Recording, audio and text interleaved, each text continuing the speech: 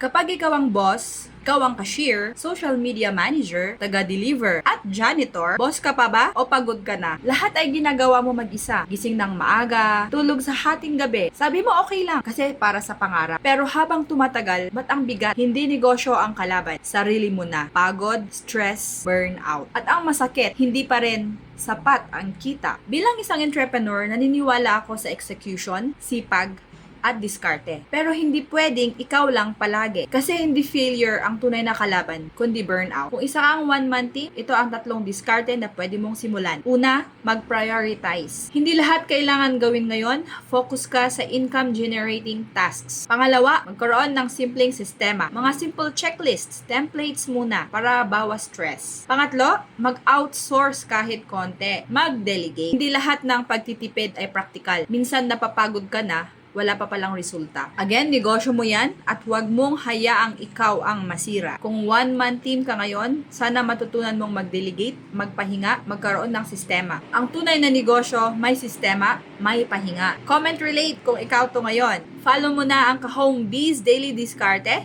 para mas maraming tunay na usapan sa negosyo.